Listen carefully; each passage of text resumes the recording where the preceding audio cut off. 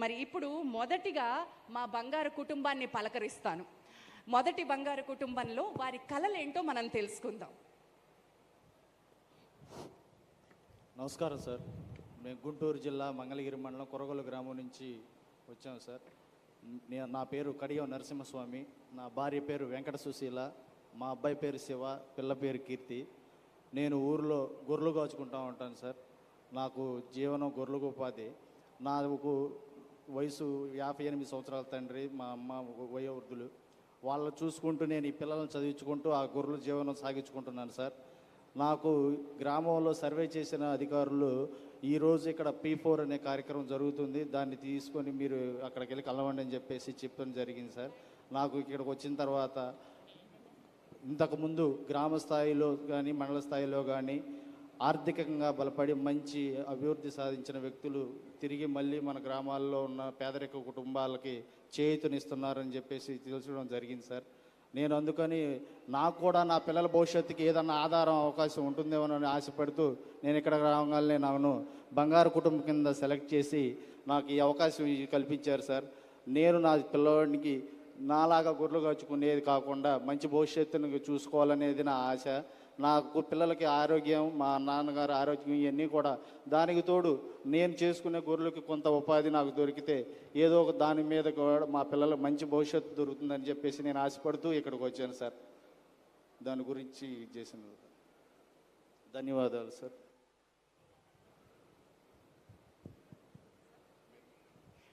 గౌరవనీయులు చంద్రబాబు నాయుడు గారే స్పందిస్తానంటున్నారు. ఓకే తమ్ముడు, నువ్వేం చదువుకున్నావమ్మా? నేను 10వ తరగతి చదువుకున్నాను సార్. మీ భార్య చదువుకున్నది 8వ తరగతి సార్. 8వ తరగతి చదువుకున్నా. మీకు ఏమైనా పొలాలు ఉన్నాయా? లేవు సార్. మాకు పొలాలు ఏమి లేవు సార్. మీ తండ్రి తల్లి ఉన్నారు? అవును సార్. ప్రభుత్వ పరంగా ఏమైనా మీకు పెన్షన్ అవన్నీ వస్తున్నాయి? మాకు గవర్నమెంట్ తరఫు నుంచి మా నాన్నగారి పెన్షన్స్ ఇలాంటివి వస్తున్నాయి సార్. వాళ్ళకి కానీ ఆ పెన్షన్స్ తీసుకొని వాళ్ళు షుగరు సార్ మా నాన్నగారికి, మా అమ్మగారికి BP సార్. వాళ్ళకి పని నిమిత్తం సరిపోతుంది, పనికి ఏమి వెళ్ళరు సార్. వాళ్ళ ఇంటి దగ్గరే జీవనోపాధి చూసుకుంటారు సార్. ఇక మా సాయంకాలం పూట దొడ్లు ఊడ్చుకుంటా గొర్రె పిల్లలకి మేతలు తెచ్చుకుంటా ఉంటాం సార్. ఇక అదే మా జీవనోపాధి సార్. నువ్వు ఒకటే పని చేస్తావు ఇంట్లో? ఈ అమ్మాయి పొద్దునపూట గొర్రెల్లో సహాయం చేసి పూలకి 100 రూపాయలకి ఏదైనా పోయటానికి అలా వెళ్తుంది సార్. ఇక మా కుటుంబం జరుపుకోవడానికే సరిపోతుంది సార్. ఎంత టైం పని చేస్తావు మనవు దినానికి? పూల వ్యాపారంలో పూలు కోయడంలో పోతున్నావు కదా, ఎంత టైం పని చేస్తాం? 12 వరకు పని చేస్తాం. ఎంత ఇస్తారమ్మా? 100 రూపాయలు, 200 రూపాయలు వస్తుందమ్మా. ఇంకా మీకు ఈ రెండు కాకుండా నువ్వెంత సంపాదించగలుగుతున్నావు నువ్వు చేసే పని వల్ల? సార్, నువ్వు చేసే పని వల్ల ఎంత సంపాదిస్తున్నావు? నీ ఆదాయం ఎంత? నాకు ఈ గొర్రె పిల్లలు కాచుకోగా గొర్రెలు నెలకి 2-3 నెలలకి అలా బేరం వేస్తాను సార్. ఏ నెల జీతం వాళ్ళ నెల రాదు. గొర్రెలు బేరం వేసుకున్నప్పుడు ఒక 20,000, 16, 20,000, 25,000 దాకా వస్తుంది సార్. ఇది నేను ఈ 3 నెలలు ఖర్చు పెట్టుకోవడానికి, పెట్టుబడులకి, గొర్రె పిల్లల మేతకి, నా కుటుంబంలో ఉన్న బియ్యం కట్టలు వీటికే సరిపోతుంది సార్. పిల్లలకి మంచి స్కూళ్ళు చదివించుకోవాలని చెప్పేసి ఆశ ఉంది, కానీ నా దగ్గర స్తోమత లేక నేను చదివించుకొని ఓపిక కొందికి పిల్లోడికి రాబోయే రోజుల్లో నా గతి పిల్లోడికి పడుతుందేమో అనేది నీ బాధతో ఎంత కష్టపడినా కానీ తిరిగి నాకు వచ్చే ఆదాయం తగ్గిపోయి కనపడుతుంది సార్. దానివల్ల ఈ అవకాశం ఏదన్నా నాకు ఉపయోగపడుతుందేమో అనుకుని ఇక్కడికి రావడం జరిగింది సార్. ఓకే అమ్మా, మీరు ఇప్పుడు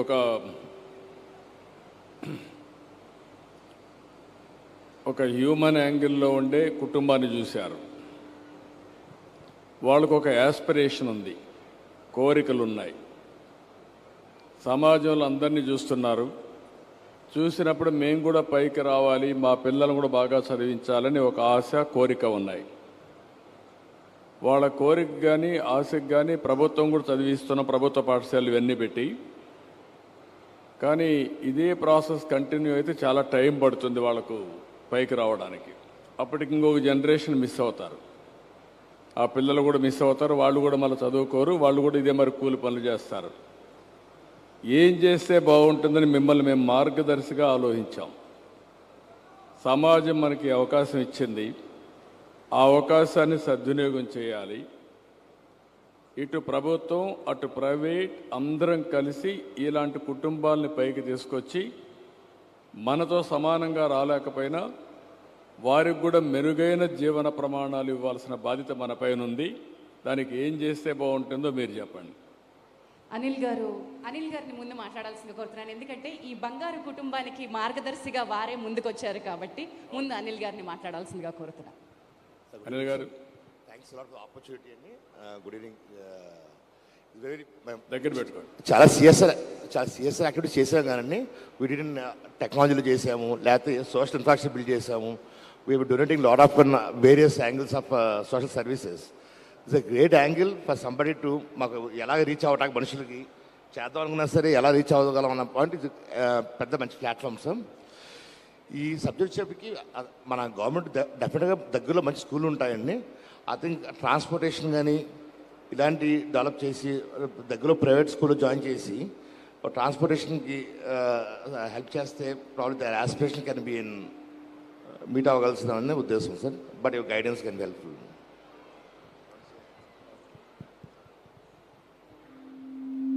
ఇప్పుడు మనం సమావేశమైంది ఇక్కడ ఒక వ్యక్తి సమస్య పరిష్కారం చేయడానికి కాదు. సమాజంలో అట్టడుగున ఉండే 30 లక్షల కుటుంబాల్ని పైకి తీసుకురావాలని, అందులో ఎవరైతే ఇప్పటికి సమాజం వల్ల పైకి వచ్చిన వాళ్ళని మీరు చూస్తున్నారు. మొన్నటి వరకు కృష్ణారెడ్డి గారు ఇక్కడే ఉన్నారు. ఈ జిల్లా అనే పక్క జిల్లా కృష్ణా జిల్లా. అనిల్ గారిది అయితే ఈస్ట్ గోదావరి జిల్లా. ఏదే కృష్ణా మచిలీపట్నం దగ్గర, వారు కూడా మచిలీపట్నం దగ్గరనే. వీళ్ళిద్దరిని చూస్తే స్వయం శక్తితో పైకొచ్చారు, వాళ్ళ కష్టార్జితో పైకొచ్చారు. ఈరోజు వాళ్ళంతా కూడా పెద్ద పెద్ద ఇండస్ట్రీస్ పెట్టి ఒక స్థాయికి రీచ్ అయ్యారు. అదే నేను అడుగుతున్నా, అలాంటి వాళ్ళు ముందుకొచ్చి వాళ్ళు ఇక్కడ ఇవ్వాల్సిన డబ్బులే కాదు, వాళ్ళకు గైడెన్స్ ఇవ్వాలి. ఆ పిల్లలు చదువుకోవాలంటే ఎక్కడెక్కడ చదివించాలి, ఏం చేయాలి, వాళ్ళ ఆదాయం పెరగాలంటే ఏం చేస్తే వాళ్ళ ఆదాయం పెరుగుతుందో ఆలోచించి మొట్టమొదటిగా మీరు వాళ్ళని పేదరికం నుంచి పైకి తేవాలి. తర్వాత మెరుగైన జీవన ప్రమాణాలు క్రియేట్ చేసే పరిస్థితి రావాలి. నేను కూడా ఒక ఊర్లో పుట్టాను. 7 కిలోమీటర్లు నడిచిపి చదువుకున్నాను. చదువుకున్న తర్వాత యూనివర్సిటీకి వెళ్ళాను. అక్కడి నుంచి స్టూడెంట్ పాలిటిక్స్లో ఉన్నాను. ఫస్ట్ టైం ఎమ్మెల్యే అయ్యాను. అక్కడి నుంచి మంత్రి అయ్యాను. అక్కడి నుంచి నేను ముఖ్యమంత్రి అయ్యాను. ఈరోజు జరిగిందంటే నాకు వచ్చిన అవకాశాలు నేను ఉపయోగించుకుంటూ అంచెలంచెలుగా వెళ్ళాం. పవన్ కళ్యాణ్ గారు కూడా అంతే, నా పక్క ఉండే చంద్రశేఖర్ గారు కూడా అంతే. మనమందరం కూడా సమాజంలో పైకి వచ్చాం. సమాజం గుర్తింపు ఇచ్చింది. తిరిగి సమాజానికి ఇవ్వవలసిన బాధ్యత మనందరిపైన ఉంది. ఆ మెసేజ్ ఇవ్వడానికి ఇప్పుడు కూర్చున్నాం. అందుకే వాళ్ళని బంగారు కుటుంబాలన్నాం, మిమ్మల్ని మార్గదర్శులు అన్నాం. ఏదో ఒక 10 రూపాయలు ఇచ్చి ఒకసారి పిల్లలు చదివించడానికే కాదు, వాళ్ళని కంటిన్యూగా హ్యాండ్ హోల్డ్ చేయడం, సహాయం చేయడం, వాళ్ళకి సరైన సమయంలో సరైన సలహా ఇవ్వడం, ఇవన్నీ చేయాల్సిన అవసరం ఉంది. ఈ కాన్సెప్ట్ మళ్ళా ఒకసారి మాట్లాడదాం. మీరు ఆలోచించి మీ ఉపన్యాసాల్లో మీరు చెప్పినప్పుడు మీ మైక్ ఇస్తాం, మీరు కూడా చెప్పండి. నా ఉద్దేశం ఒకటి, సమాజం వల్ల పైకొచ్చిన వాళ్ళు మీరు కూడా పేరు కోసం మళ్ళా సమాజానికి తిరిగి ఇవ్వాల్సిన అవసరం వచ్చింది. అది చేయాల్సిందిగా మనస్ఫూర్తి కోరుకోండి. ఇప్పుడే మీకు మైక్ ఇస్తాను, మీరు మాట్లాడుదురు. నమస్కారం, మీరు చెప్పండి బ్రదర్. రెండో కుటుంబం ఇమాన్యుయల్ కుటుంబం, భవన నిర్మాణ కార్మికుడు. నా పేరు ఇమాన్యుయల్. నేను విజయవాడ సెంట్రల్ నియోజకవర్గం నుంచి వచ్చాను, 57వ డివిజను. మా ఆవిడి మచ్చా షారోన్, మా అమ్మాయి మచ్చా అలేఖ్యా, మా అబ్బాయి గని ప్రకాష్. మా అమ్మాయి ఇంటర్మీడియట్ చదువుతుంది సార్, బైపీసీ. అంటే బైపీసీ మామూలుగా ఎన్ఆర్ఐ కాలేజీలో చదువుతుంది. ఇంటర్మీడియట్ ఫస్ట్ ఇయర్ అయిపోయింది. సెకండ్ ఇయర్కి కొద్దిగా ఆర్థికంగా ఇబ్బందిగా ఉండి మా బాబుని 10th క్లాస్లో ఆపి నాతో పాటు వర్క్కి తీసుకెళ్తున్నాను. కానీ నాకు మా పాపను చదివిస్తే నాకు కొద్దిగా ఇదిగా ఉంటుంది. నేను రాడ్ బెండింగ్ వర్క్ చేస్తాను సార్. నేను భవన నిర్మాణ కార్మికులు నేను.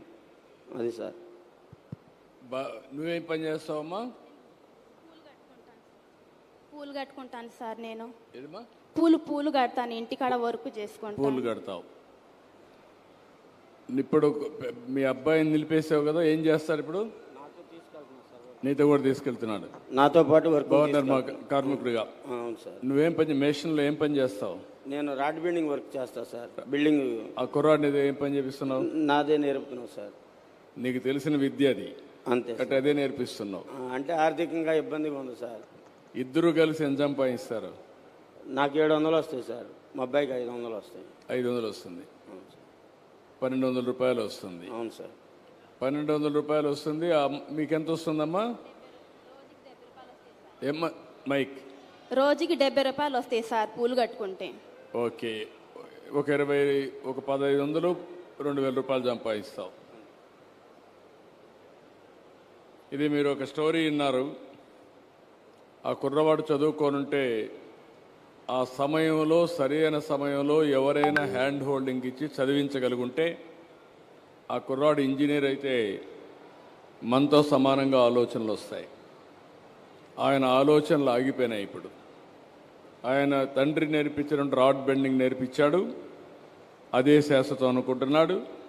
రేపటి నుంచి దానికే తృప్తి పడతాడు. అక్కడి నుంచి నో యాస్పిరేషన్. ఇప్పుడు అతని కోరిక ఏంటంటే, తండ్రి కోరిక, ఆ అబ్బాయినట్ట పనికి పెట్టేశాను, కనీసం ఈ అమ్మాయిని చదివిద్దామని తాపత్రయం పడుతున్నాడు. That is a very clear case. Yes sir. Goenka ఆ అమ్మాయిని ఏం చేయాలనుకుంటున్నావు? MBBS చదివేయాలనుకుంటున్నా సార్. మీరు ఒక కోరిక చూశారు, ఒక కొడుకుని నిలిపేసి కూతుర్ని MBBS చేసి డాక్టర్ని చేసి నా కుటుంబం కూడా డాక్టర్ అయ్యారని చెప్పుకోవాలనేది ఆయన ఆశ. అది చూసినప్పుడు బాధేస్తుంది.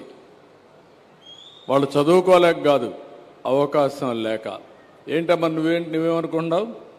నువ్వే నీ పేరు చెప్పమ్మా, దగ్గర పెట్టుకో, మైక్ పెట్టుకో, మాట్లాడు, ఫ్రీగా మాట్లాడు, చెప్పు. నా పేరు అలేఖ్య సార్. అలెక్య, ఏంటి బాగా చదువుకుంటున్నావా? చదువుతున్నాను సార్. దగ్గర పెట్టుకోమ్మా, ఫ్రీగా గట్టిగా మాట్లాడు. బాగా చదువుకుంటున్నావా?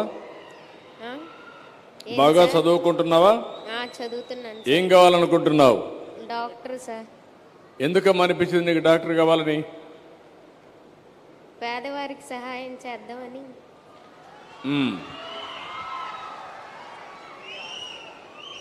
ఆ అమ్మాయి ఆలోచన మీరు విన్నారు.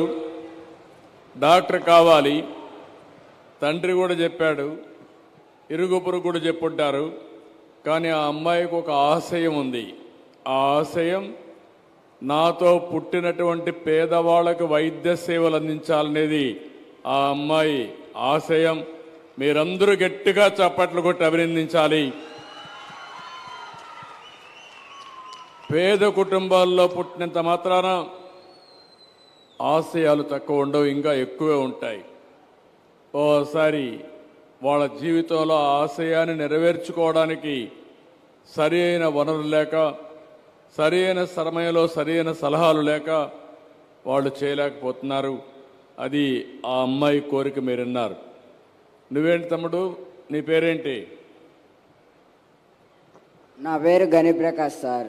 రవిప్రకాష్, మీ నాన్న నిన్ను రాడ్ బెండింగ్ తీసుకెళ్ళాడు చదువుకోవాల్సిన వయసులో.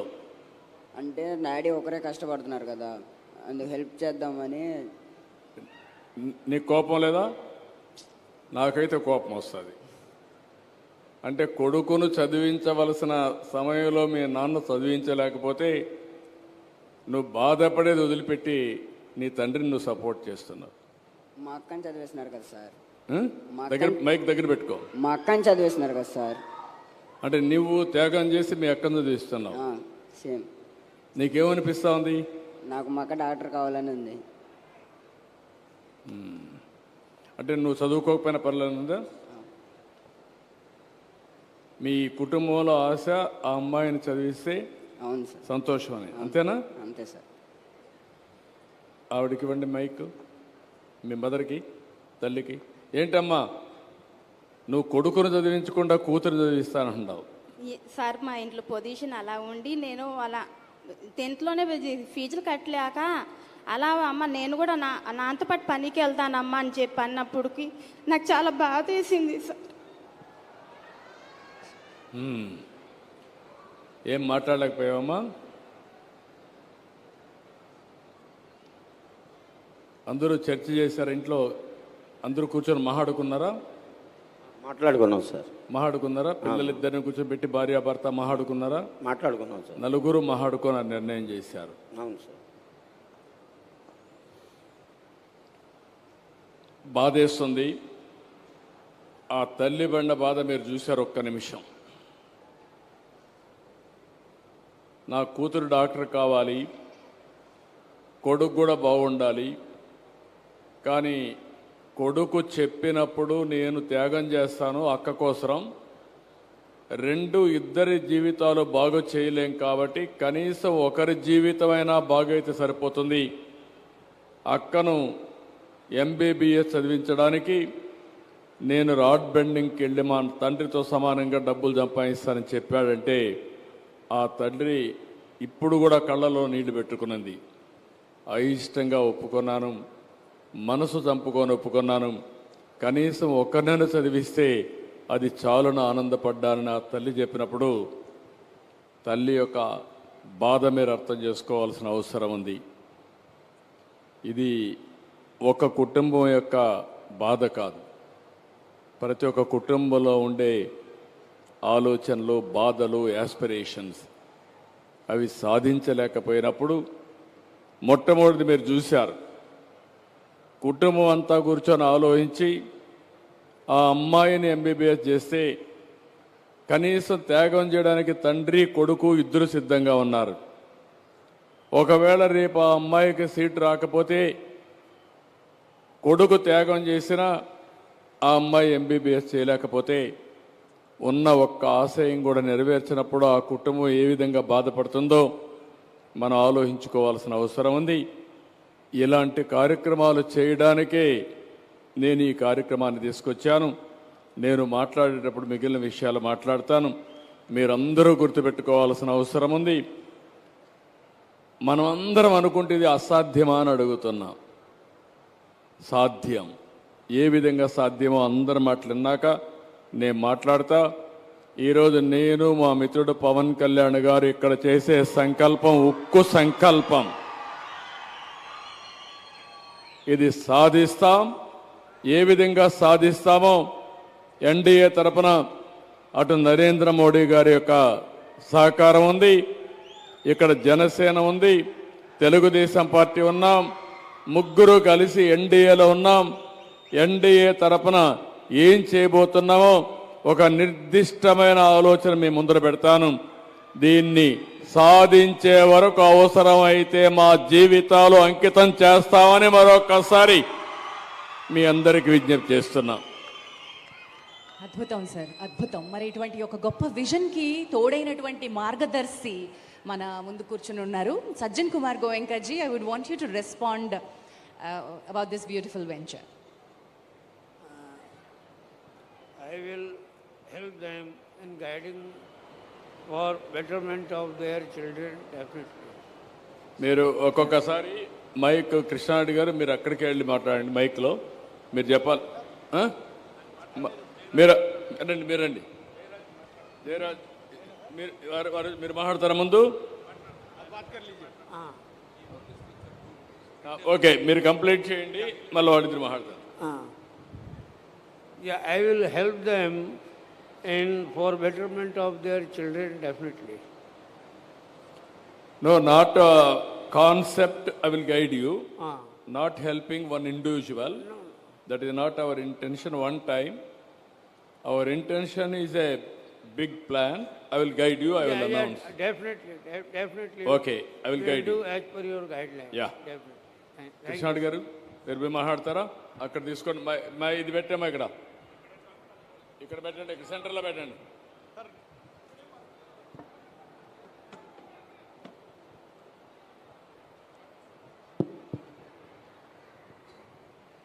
గౌరవనీయులైన ముఖ్యమంత్రి గారికి, విజనరీ ముఖ్యమంత్రి గారికి, డైనమిక్ లీడర్ పవన్ కళ్యాణ్ గారికి, వేదికను అలంకరించిన ఇతర మంత్రులకి, ఎమ్మెల్యేలకి, అధికారులకి, రాష్ట్రం నలుమూల నుంచి వచ్చిన మీకందరికీ ఉగాది శుభాకాంక్షలు. నా పేరు కృష్ణ. ఒక 2 నిమిషాలు మీరు సైలెంట్గా వింటే మన ముఖ్యమంత్రి గారి విజన్ని మీరు బాగా అర్థం చేసుకోగలుగుతారు. ఎక్కడో రాష్ట్రం చాలా దగ్గర నుంచి వచ్చారు, మీరు తర్వాత మళ్ళీ బయటికి వెళ్ళి మన అందరం కూడా మాట్లాడుకోవచ్చు. మీరు వినేది చాలా తక్కువ వింటున్నారు. వాళ్ళు మంచి కాన్సెప్ట్ తోటి ముఖ్యమంత్రి గారు, ఉప ముఖ్యమంత్రి గారు వచ్చారు, చక్కగా వివరిస్తున్నారు. మీరందరూ కొంచెం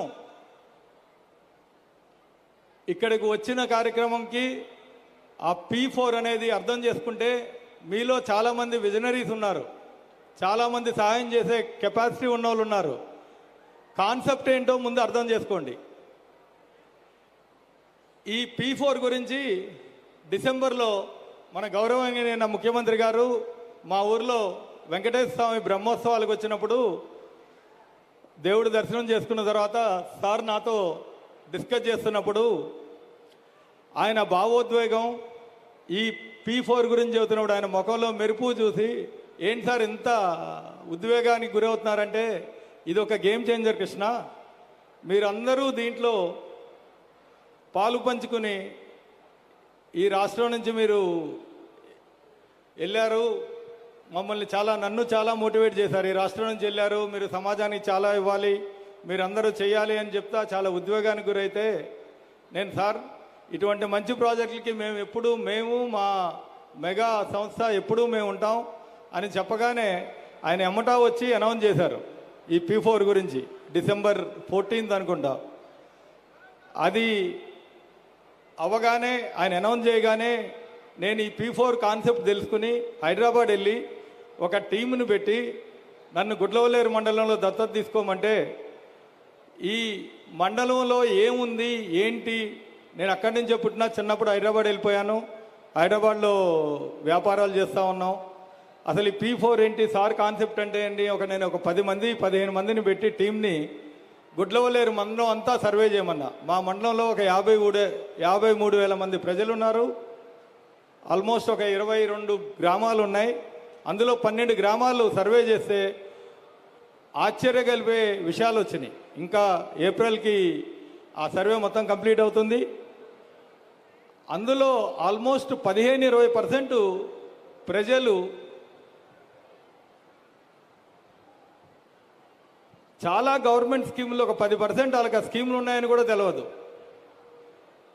ఈ కాన్సెప్ట్ ద్వారా ఈ ముఖ్యమంత్రి గారు, ఉప ముఖ్యమంత్రి గారు పెట్టిన ఈ P4 కాన్సెప్ట్ ద్వారా చాలా చేయగలుగుతాం, ప్రజలకి చాలా చేరువయ్యి చాలా చేయగలుగుతాం అనే నమ్మకం వచ్చింది. ఇందులో గవర్నమెంట్లు చేసేదానికన్నా, బ్రదర్స్ కొంచెం వినండి నాయన సార్, ఇందులో గవర్నమెంట్లు చేసేదానికన్నా మీరు కలిపి చేస్తే చాలా చేయగలుగుతాం. దీనికి ఒక చిన్న ఎగ్జాంపుల్, మేము ఈ దేశంలో ఆల్మోస్ట్ 20 రాష్ట్రాల్లో, ప్రపంచంలో 20 దేశాల్లో పనిచేస్తున్నాం. చాలా దగ్గర నుంచి చాలామంది లీడర్స్ని చూస్తాం, ముఖ్యమంత్రులు చూస్తాం, ప్రెసిడెంట్లు చూస్తాం, ప్రైమ్ మినిస్టర్లు చూస్తాం. ఇక్కడ ఉన్న గవర్నమెంట్ ప్రజలకి చాలా చేయాలని చాలా తపనతో ఉన్న గవర్నమెంట్ మేము చూసిన దానికి. దీని కనుక మీరు ప్రాపర్గా ఉపయోగించుకుంటే బెటర్ లైఫ్ చాలా ఈజీగా అచీవ్ కావచ్చు. నేను అబ్జర్వ్ చేసింది, మన తెలుగు ప్రజలు, ప్రపంచంలో ఉన్న చాలామంది తెలుగు ప్రజలు, భారతీయ ప్రజలు, భారతీయులు అందరికన్నా తెలివిగలవాళ్ళు, కష్టపడే మనస్తత్వం ఉంది, ఇంకా చేయాలనే గ్రాస్పింగ్ పవర్ ఉంది. కానీ మనలో ఒక రకమైన భయం ఉంది, చేస్తే ఏమవుతుందని. ఒక ఎగ్జాంపుల్గా నేనే చెబుతున్నా. నేను ఇక్కడ కృష్ణా జిల్లా గుడ్లవల్లేరు మండలంలో డోకుపర్ అనేది మా విలేజ్. నేను 7th క్లాస్లో బాగా చదవట్లేదని మా అమ్మగారు నన్ను హైదరాబాద్ పంపించారు. హైదరాబాద్ వెళ్ళిన తర్వాత నేను చిన్నప్పటి నుంచి ఉద్యోగం చేద్దాం అనుకోలేదు, వ్యాపారం చేద్దాం అనుకున్నా. వ్యాపారంలో సక్సెస్ అయితే హైదరాబాద్లో ఉన్నాం అనుకున్నా, లేకపోతే కనుక మా ఊరు వచ్చి వ్యవసాయం చేసుకున్నాం అనుకున్నా. ఏజ్ ఆఫ్ 19లో వ్యాపారం స్టార్ట్ చేశా. ఈరోజు ఆల్మోస్ట్ మా ఆర్గనైజేషన్లో ఒక 4 లక్షల మంది పనిచేస్తారు. ఇదంతా ఎందుకు చెబుతున్నా అంటే మీరందరూ కూడా ఇక్కడున్న గవర్నమెంట్ ఇచ్చే ప్రోత్సాహంతో మీలో అందరూ తెలియగలవాళ్ళే, అందరూ కెపాసిటీ ఉన్నవాళ్ళమే. గవర్నమెంట్ కన్నా మీలో ఉన్న క్యాపబిలిటీసు ఆపర్చునిటీసు ఈ స్టేట్లో ఉన్నాయి, చాలా ఉన్నాయి. ఈ ఆపర్చునిటీస్ని క్యాప్చర్ చేయడానికి మీకు ఏ రకమైన సపోర్ట్ కావాలన్నా కొత్తగా ఇంకోటి ఇన్నోవేటివ్ రతన్ టాటా ఇన్నోవేటివ్ అని పెడుతున్నారు గవర్నమెంట్. వాటిల్లో మీరు రిజిస్టర్ చేసుకుంటే సార్ వాళ్ళ కాన్సెప్ట్ పంపించారో దాంట్లో కొన్ని చిన్న చేంజెస్ చేస్తే మీరు రిజిస్టర్ చేసుకుంటే బ్రహ్మాండంగా ఎదగొచ్చు. ప్రపంచం అనేది ఒక చిన్న కుగ్రామం అయిపోయింది. ఆపర్చునిటీస్ చాలా ఉన్నాయి. ఈ మీకందరికీ ఇంత మంచి గవర్నమెంటు, ఇంత మంచి లీడర్షిప్లో ఆపర్చునిటీస్ని భయం లేకుండా మీరు కొంచెం కష్టపడితే కనుక ప్రపంచంలో చాలా ఆపర్చునిటీస్ ఉన్నాయి. మీరు అందరూ ప్రపంచంకి వెళ్ళడానికి చాలా ఆపర్చునిటీస్ రతన్ టాటా ఇన్నోవేటివ్లో క్రియేట్ చేస్తున్నారు.